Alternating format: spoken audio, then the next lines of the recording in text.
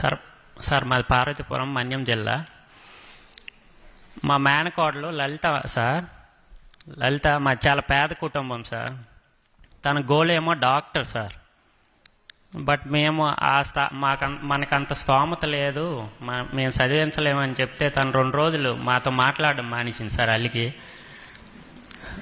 మొండిది.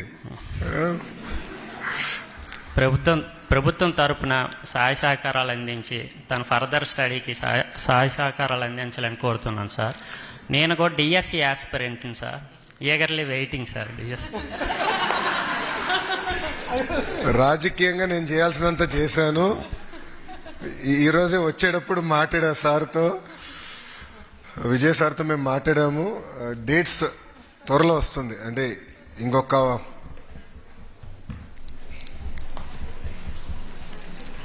5 రోజులు నోటిఫికేషన్ విడుదల చేయబోతుంది. పాపకు వచ్చే ముందర డిఎస్సి విషయంలో నేను కొన్ని చెప్పాల్సిన అవసరం ఉంది. డిఎస్సి యాక్చువల్గా ఒక క్యాలెండర్ పెట్టుకుని నిర్వహించాలని నిర్ణయం తీసుకున్నాం. దాంట్లో భాగంగా టెట్ ఎగ్జామ్స్ కూడా నిర్వహించాం. అదైన తర్వాత ఏబీసీ క్లాసిఫికేషన్ వర్గీకరణ విషయం కోర్టులో వచ్చిన తర్వాత అది ప్రక్రియ పూర్తయిందా చేయాలని ఒక నిర్ణయం తీసుకుంటాం జరిగింది.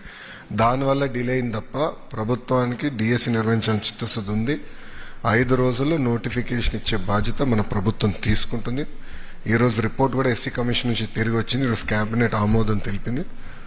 ఈ 2 రోజులు ఆర్డినెన్స్ ఇచ్చి మేము ముందలు తీసుకెళ్తాం. మీరేమనుకోతే ముందర పాపకు మైక్ ఇస్తాం, మళ్ళీ మీకు ఇస్తాను. పాప భాష ఎక్కడ తల్లి? బైపీసీనా? BiPC sir. మార్క్స్ ఎంత వచ్చినాయమ్మా? 989 out of 1000 సార్.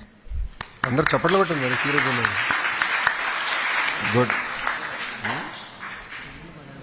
అదే మనం చాలా ఏం చదవలేదు జీవితంలో. చిన్నప్పటి నుంచే నాకు డాక్టర్ అవ్వాలని కోరిక సార్. ఎందుకమ్మా కోరిక ఎందుకు వచ్చింది? అంటే నాలాంటి పేదవాళ్ళందరూ, నేను ఒక డాక్టర్ని అయ్యి నాలాంటి పేదవాళ్ళందరికీ సేవ చేసి ఉచితంగా వైద్యాన్ని అందించాలని కోరిక సార్ చిన్నప్పటి.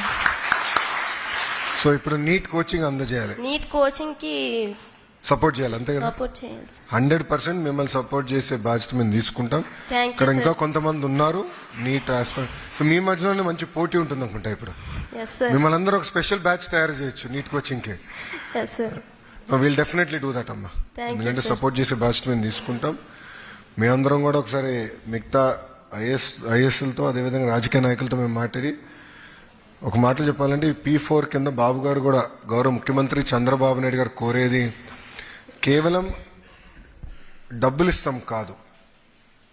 సమాజం మాకు చాలా చేసింది, మేము ఇప్పుడు సమాజానికి చేయాలి. సో ఆ కుటుంబాన్ని, వ్యక్తుల్ని నర్చర్ చేయాలి, వాళ్ళ ఆస్పిరేషన్స్ అర్థం చేసుకోవాలి, వాళ్ళని గైడ్ చేయాలనేదే ఈ P4 విధానం. అది బాబు గారు ఈరోజు కూడా కేబినెట్ మీటింగ్లో మమ్మల్ని అందరినీ వాయించారు.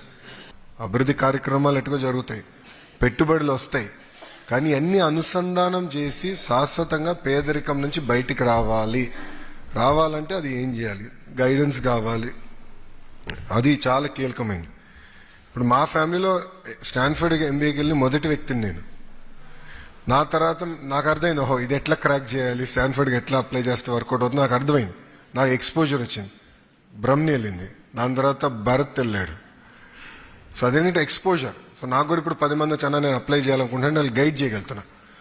అది P4 విధానం. సో సపోర్ట్ చేసే బాధ్యత మేము తీసుకుంటాం. Thank you.